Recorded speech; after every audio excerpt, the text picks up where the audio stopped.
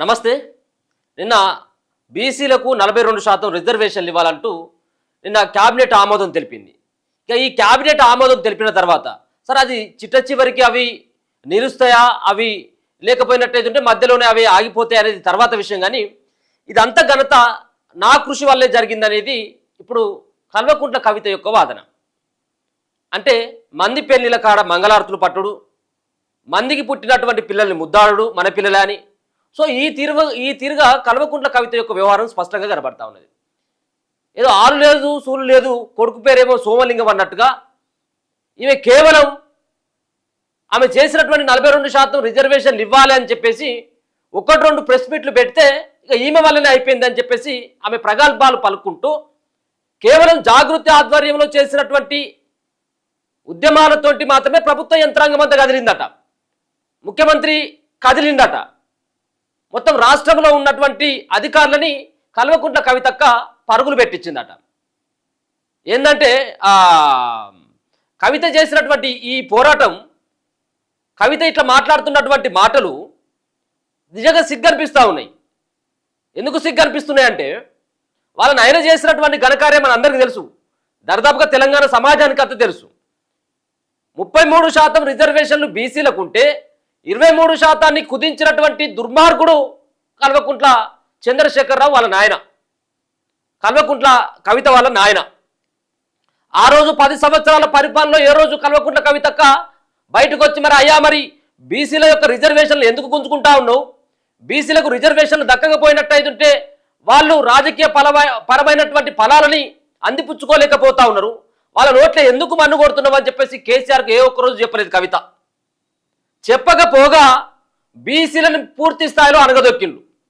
పార్టీలో ప్రయారిటీ లేదు, పదవులలో ప్రయారిటీ లేదు, అధికారంలో ప్రయారిటీ లేదు, ఎక్కడ ప్రయారిటీ లేకుండా బీసీలను నిట్ట నిలువుగా దగా చేసి దగ్ధం చేసింది.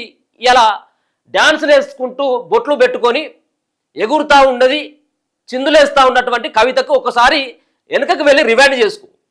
మీ నాయన చేసినటువంటి ఘనకార్యం బీసీలకు మీరేం చేసింది అన్నటువంటి దానిపైన ఒక్కసారి పునరాలోచించుకో. ఈ మాట ఇంకా నన్ను చూడు అందం చూడు అని చెప్పేసి ఏదో ఉంటుంది కదా సామెత. సో ఆ తీరుగా ఇగో బొట్లు బోనాలు, ఇగో వీళ్ళు ఏదో సాధించినటువంటి తీరు. మీ క్యాబినెట్లో బీసీల సంఖ్య ఎంత మీ నాయన ముఖ్యమంత్రిగా ఉన్నప్పుడు? సరే అది పోని, మీ పార్టీలో ఉన్నటువంటి మీ బీఆర్ఎస్ పార్టీ, నాది ఇప్పటి వరకు నేను బీఆర్ఎస్ పార్టీలో ఉన్నానని చెప్పేసి చెప్తావు కదా, బీఆర్ఎస్ పార్టీలో ఉన్నటువంటి పదవులలో బీసీ వర్గాలకు ఎన్ని పదవులు ఇచ్చిండ్రు? అధ్యక్ష బాధ్యతలు మీ నాయన చేతిలోనే, మీ అన్న చేతుల్లోనేమో వర్కింగ్ ప్రెసిడెంటు, నువ్వేమో 2 రకాలైనటువంటి పదవులు, బీఆర్ఎస్ పార్టీలో ఎమ్మెల్సీవి, జాగృతి దానికి అధ్యక్షురాలివి. బావ ఒక దాంట్లే, మీ తమ్ముడు ఒక దాంట్లే, అన్న ఒక దాంట్లే, ఇట్లా రకరకాలుగా బీసీల నోట్లలో మన్నుగొట్టి ఇలా బీసీల కోసం నేనే ఉద్యమించిన కాస్తన కానీ కొంచెమైనా కానీ కవితక్క ఈ పచ్చగున్న కాడ తినుడు, వెచ్చగున్న కాడ సలిగాగుడు ఇది మానుకో.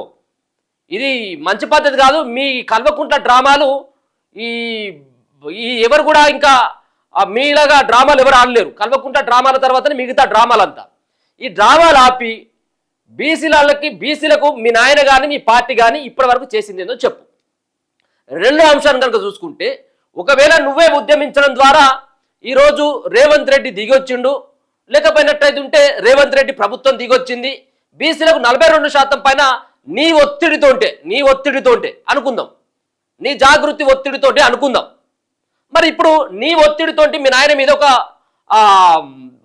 ఏదైతే రేవంత్ రెడ్డి పైన ఒత్తిడి తీసుకొచ్చినవో మీ నాయన పైన కూడా అదే ఒత్తిడి తీసుకొచ్చేటువంటి దమ్మున్నదా? సరే ఎట్లాగో మీ నాయన అబద్ధం ఆడిండు, దళితుని ముఖ్యమంత్రి చేస్తా, ముఖ్యమంత్రి చేయకపోతే తల 1000 ముక్కలుగా నరుక్కుంటా అని చెప్పిండు. సరే దళితుని అంటే చేయలేదు అనుకో, దళితుల మీద ఎట్లాగో మీ నాయనకు ప్రేమ లేదు, మీకు లేదు అనుకుందాం. సరే కనీసం బీసీల మీదనైనా ప్రేమ ఉంది, బీసీని ముఖ్యమంత్రి చేస్తామని చెప్పేసి మీ నాయన నోటి నుంచి ఒక్కసారి ఆ ఒత్తిడి ఏదో మీ నాయన మీద పెట్టు. మీ నాయన మీద ఆ ఒత్తిడి పెట్టి, ఇప్పుడు ప్రతిపక్షంలో ఉన్నటువంటి అధికార పక్షంలో ఉన్నటువంటి ఒక రాష్ట్ర ముఖ్యమంత్రినే శాసించేటువంటి స్థాయిలో జాగృతి ఉన్నది నువ్వు ఉన్నావు కదా.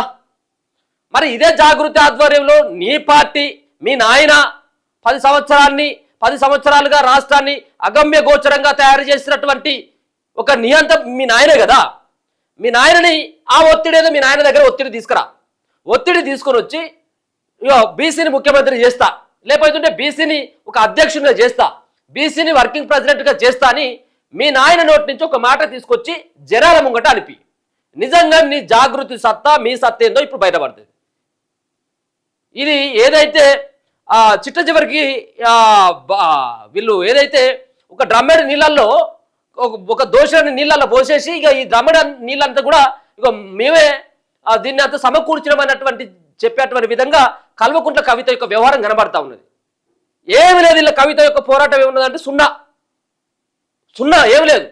ఈ కవిత పోరాటాన్ని ఎవరైనా నమ్ముతారు? ఇక ఢిల్లీకి పోయింది, పిడికిలు బిగించింది. అక్కడ 42% రిజర్వేషన్లు మహిళలకు కానీ అక్కడ ఏదో రకంగా ఆ పార్లమెంటులో మోదీ గారు ఆమోదించడం జరిగింది. ఇది నా కృషి అని చెప్తుంది. అంటే ఈ సత్యనకాడ శవాల దగ్గర సైతం కూడా రాజకీయ పరమైనటువంటి లబ్ధిని ఏ విధంగా పొందాలన్నటువంటి ప్రయత్నం కల్వకుంట్ల కవిత కానీ కల్వకుంట్ల కుటుంబానికి ఇది వెన్నతో పెట్టినటువంటి విద్య.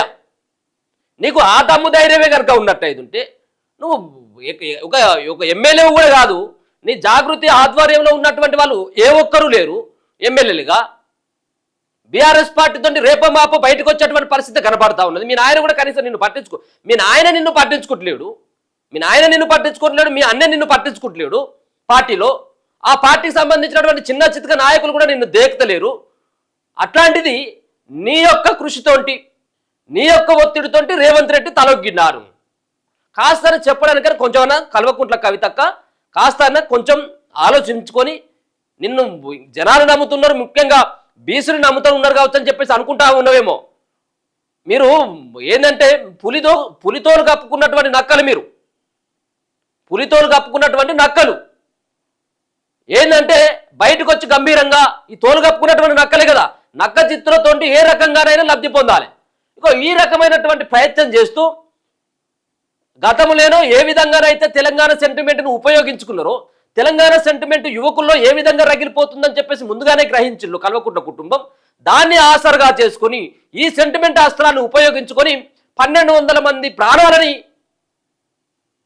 ఉసుగొల్పి తీసినటువంటి ఈ నీచులు ఇలా మరొకసారి బీసీ సెంటిమెంట్ని వాడుకొని ఏందమ్మా నువ్వు బీసీలలో ఏంటిదమ్మా నువ్వు ఏంటిది? మీ అత్తగారు ఇల్లు ఇట్లా ఏమన్నా బీసీలా, లేకపోతే మీరేమన్నా కల్వకుంట్లో ఏమన్నా బీసీలా? మీరేంది మా ఉద్యమాలు మేము చేసుకుంటాం. బీసీల ఉద్యమాలు చేయడానికి చాలామంది మేధావులు ఉన్నారు. మా బీసీ ఉద్యమాన్ని నడపడానికి చాలామంది రాజకీయ నాయకులు ఉన్నారు. ఆర్ కృష్ణయ్య గారు ఉన్నారు, జాజుల శ్రీనివాస్ ఉన్నారు, తిన్మార్ మల్లన్న గారు ఉన్నారు, చిరంజీవులు సార్ ఉన్నారు, జస్టిస్ ఈశ్వరయ్య సార్ ఉన్నారు. ఇటువంటి మేధావులు నడుపుతారు. మాకేం బలగం తక్కువ ఏమి లేదు. మా బీసీలతోటి ఎస్సీలు ఎస్టీలు కూడా కలిసి వచ్చేటువంటి చాలా మంది ఉన్నారు. మందకృష్ణ మాదిగ లాంటి వాళ్ళు, విశారదన్ మహారాజు లాంటి వాళ్ళు, చాలామంది మేధావులు ఉన్నారు. ఇలా నువ్వేదో నువ్వు ముంగడబడడానికి ఏంటిది? అత్తగారు వాళ్ళు అది కాదా, అవ్వగారు వాళ్ళు కూడా ఇది కాదు కదా. మా ఉద్యమంలో మీరు జొరబడి ఇదేదో లోపలికి వచ్చి ఏమో మళ్ళీ రాజకీయంగా లబ్ధి పొందాలన్నటువంటి ప్రయత్నం చేస్తే బీసీలంతా చూస్తూ ఊరుకోరు. బీసీలంతా ఈరోజు మేల్కొన్నారు. నీ నక్కజిత్తుల వ్యవహారం అంతా ఆపు. ఈ నక్కజిత్తుల ఆ తెలివితేటలు ఇంకా ప్రదర్శిస్తాం బీసీల దగ్గర అన్నటువంటి ప్రయత్నం చేస్తే రానున్నటువంటి రోజులలో ఏ విధంగానైతే మొన్న బీఆర్ఎస్ పార్టీని కర్రుగాల్చి వాత పెట్టినో రేపు స్థానిక ఎన్నికలలో సైతం బీఆర్ఎస్ పార్టీకి అదే తిరిగా ఉంటుంది. ఇక నాయన దేకుతలేడు, అన్న దేకుతలేడు కాబట్టి మళ్ళీ బీసీలు మూసుకేసుకొని మళ్ళీ బీసీలను ఈ రకంగా మొత్తం కథం చేద్దాం అన్నటువంటి ఉద్దేశంతో వస్తే నీ మాటల్లో ఇంకా ఎగురుతానావు, ఇంకా ఎగురుతాంది అక్క వచ్చి బయటికి. ఏం సాధించినావు నువ్వు? నీతోటి నిజంగా సాధించినావు నువ్వు అనుకుంటే మీ నాయనతో ఒక ప్రకటన చేసి సాధించు. మీ నాయనతో ఒక మీ నాయన మాటలు కూడా ఎవరు కూడా నమ్మరు కానీ, ఎందుకంటే గతంలో ఏ విధంగా మోసం చేసినా అందరికి ఎరికే. ఏది దళితుని ముఖ్యమంత్రి చేస్తామని చెప్పేసి. సరే ఒకసారి మళ్ళీ బీసీలకు ఏమైనా అవకాశం ఇస్తాడో సరే, ఎట్లాగో అధికారంలోకి వచ్చేది మీరు కనే కానీ అది కనీసం వర్కింగ్ పార్టీ ప్రెసిడెంటో లేకపోయినట్టయితే ఆ బాధ్యతలు మీ నాయన ఎట్లాగూ జాతీయ అధ్యక్షుడు కదా, ఇప్పుడు బీఆర్ఎస్ పార్టీ తీసుకొచ్చి జాతీయ అధ్యక్షుడు అన్నారు కదా, ఇప్పుడు రాష్ట్రానికైనా కనీసం బీసీకి ఒక అవకాశం ఇయ్యి మీ బీఆర్ఎస్ పార్టీ నుంచి చూద్దాం అదేందో కథ ఒప్పి ఆ విధంగా. అప్పుడు నువ్వు డ్యాన్సులే ఎగురు దునుకు ఆడికి డీజే చప్పులతోటి మొత్తం పెద్ద భరతే చేసుకో, అప్పుడు నమ్ముతారు జనాలు. కానీ ఇగో ఈ రకంగా ముసుగులు వేసుకొని దొంగ ముసుగులు వేసుకొని బీసీ ఉద్యమంలోకి జొరబడి దీంట్లో నాదే క్రెడిబిలిటీ, నా వల్లనే అయిందని చెప్పేసి అంటే పిచ్చోళ్ళు జనాలు ఎవరు కాదు, ముఖ్యంగా బీసీలు అసలే కాదు. ఈ మానుకోర్రి ఈ మీ డ్రామాలు, బీఆర్ఎస్ సంబంధించినటువంటి డ్రామాలు, మీ కల్వకుండా డ్రామాలు అన్నీ కూడా జనాలకు అందరికీ తెలిసిపోయింది. చూస్తూనే ఉండండి మనతోలు వేరు.